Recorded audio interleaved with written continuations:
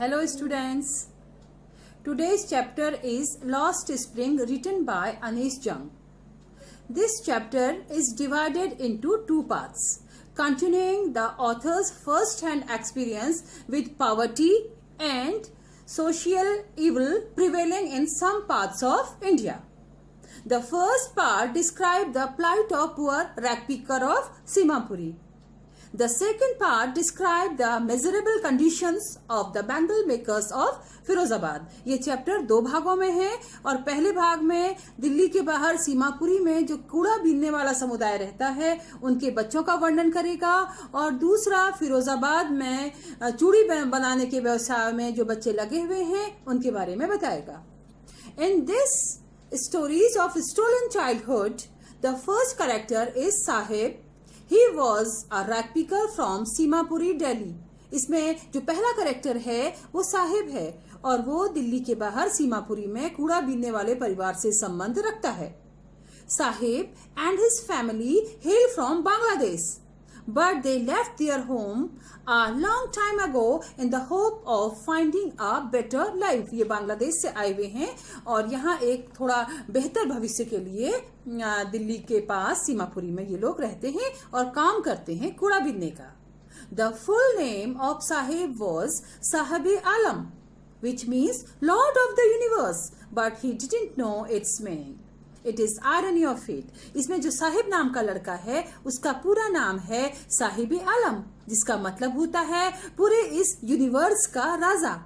उसको अपने इस नाम का पता नहीं है. ये भी एक भाग्य की विडंबना है कि नाम तो उसका है लॉर्ड ऑफ द यूनिवर्स और काम क्या करता है वो कूड़ा बीनने का. The ragpickers were poor children. They always went about barefoot. They had become used to it. Even if they had shoes, they looked for excuses not to wear them. Some even said that going barefoot was a tradition among them.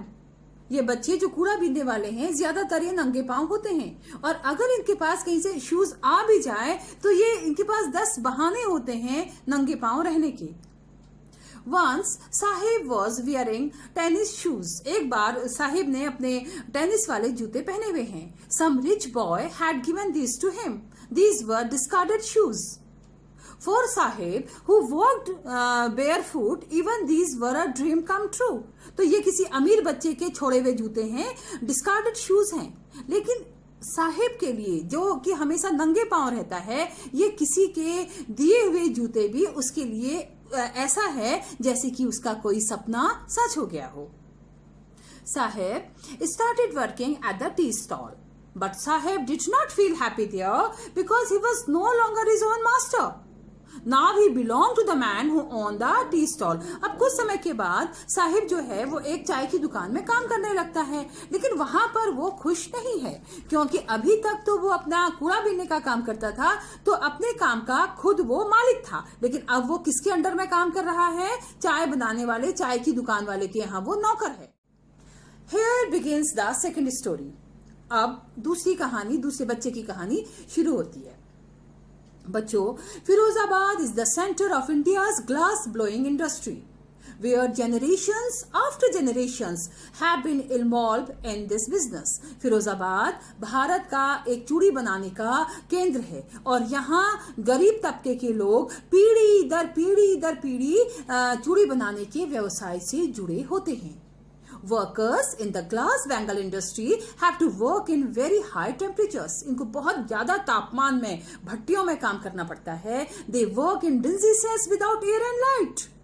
They don't get any daylight. Thus they lose the brightness of their eyes. The powder from the polishing of glass bangles also blinds them. और उनको जहाँ धूप नहीं है, जहाँ air नहीं है, ऐसे अनहेल्दी इन्वायरमेंट में काम करना पड़ता है और चूड़ियों को जो पॉलिश की जाती है उससे जो पाउडर निकलता है वो इतना हार्मफुल होता है कि ये ब्लाइंड अंधे तक हो जाते हैं. The people of Firozabad involved their children in the bangle making industry without knowing that it is illegal for children to work there. और फिरोजाबाद के गरीब तबके के लोग उनको इस बात की जानकारी ही नहीं है कि बच्चों को इतने अनहेल्दी एनवायरनमेंट में काम कराना अवैध है, इलीगल है। Mukesh belong to a family of bangle makers in Firozabad. तो यहीं पर एक बच्चा है जिसका नाम मुकेश है, जो चूड़ी बनाने वाले परिवार से संबंध रखता है। He did not like the life of bangle maker, लेकिन उसको चूड़ी बनाने वाले का जीवन पसंद नहीं है। He wanted to be his own master, वो कोई नया काम करना चाहता है। His dream was to become a motor mechanic. वो कहता है कि मैं क्या करूंगा, मैं चूड़ी बनाने के व्यवसाय में काम नहीं करूंगा, मैं एक मोटर मैकेनिक बनूंगा। Next character is Savita. अगला जो कैरेक्टर है वो सविता का है। Savita is a young girl, she is soldering pieces of glass, her hands are moving mechanically. The writer wonders if she knows sanctity of the bangles she is making. अब इस जो सविता नाम की लड़की भी चूड़ी बनाने के काम से जुड़ी हुई है, तो ऑथर का यहाँ पर कहना है कि शायद इस चूड़ी की जो पवित्रता है यानी सुहाग से जुड़ा हुआ है, शायद उसको ये भी नहीं पता है। तो इस पूरे चैप्टर में दो चीजें मेन हैं, पॉवर्टी एंड चाइल्ड लेबर। अब बच्चों, अब मैं आपको कुछ इंपॉर्टेंट क्वेश्चंस बताती हूँ। What does the title Lost Spring convey? Lost Spring का क्या मतलब है, क्या कन्वे करता है? Okay, I'll tell you. Spring is associated with childhood.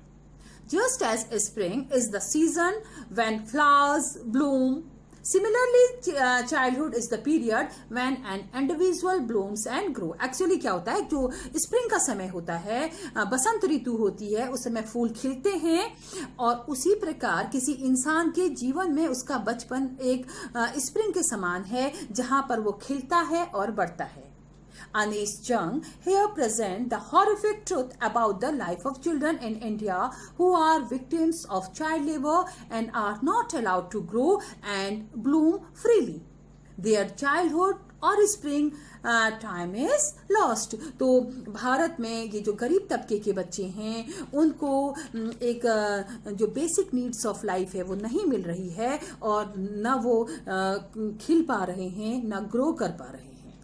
अगला क्वेश्चन देखिए, what values do we need to inculcate among people to bring back the spring in the life of these poor children. यानी कैसे हम इन बच्चों की life में वापस फिर से बसंत को ला सकते हैं। Okay, Anish Jung wants the children to become free from the vicious cycle of poverty into which they have fallen due to the middlemen, साहूकार and law enforcement officials. असल में अनीश जंग कहती हैं कि ये जो बच्चे गरीबी की ऐसे एक मकड़ जाल में फंस गए हैं, जहां पर मिडिल मैन दलाल हैं, साहूकार हैं, और हमारा सरकारी तंत्र है, कि जिससे ये इस चक्रव्यूह से बाहर नहीं निकल पा रहे हैं। In Lost Spring, Sahib, Mukesh and Savita all are the victims of child labor. इसमें जो तीनों ही पात्र हैं, साहेब, मुकेश और सविता, ये क्या है, चाइल्ड लेबर का प्रतीक है। To bring back the spring in the lives of these poor children, we must inculcate the values too. अगर हम चाहते हैं कि इन बच्चों का जीवन भी एक सामान्य बच्चों के जीवन की तरह हो, और उसमें भी बसंत आए, बसंत का मतलब ब्लूम करना, ग्रो करना, तो हमें क्या करना होगा? Have a strong will to ensure that all children get basic education. पहली बात, उनको शिक्षा प्राप्त हो। नंबर 2, से नो टू चाइल्ड लेबर, हमें बाल श्रम को बिल्कुल नकारना है। And create awareness in society about the plight of the underprivileged so that people in power can help them. हमें समाज में अवेयरनेस लानी है, यानी जो लोग सत्ता में हैं उनका ध्यान इस ओर जाए और वो बच्चों के लिए कुछ करें। Next question is, what was the full name of Sahib? Did he know what it means? What did it represent? Yes, the full name of Sahib was Sahib-e-Alam. He didn't know its meaning. It means Lord of the Universe. Okay? Sahib का पूरा नाम साहिब-ए-आलम है, उसको इसका अर्थ पता नहीं है, इसका मतलब है it means Lord of the Universe. Next question is, what makes the city of Firozabad famous? यानी फिरोजाबाद किस चीज के लिए प्रसिद्ध है? Firozabad is famous for its bangle making industry. Bangle means चूड़ी. तो फिरोजाबाद चूड़ी व्यवसाय के लिए प्रसिद्ध है. Beautiful bangles can be seen all over. Every second family is engaged in the business of bangle making. It is the center of India's glass blowing industry, where families have spent generations working around furnaces. Okay, this brings us to the end of the chapter. Keep practicing. Keep learning. Thank you.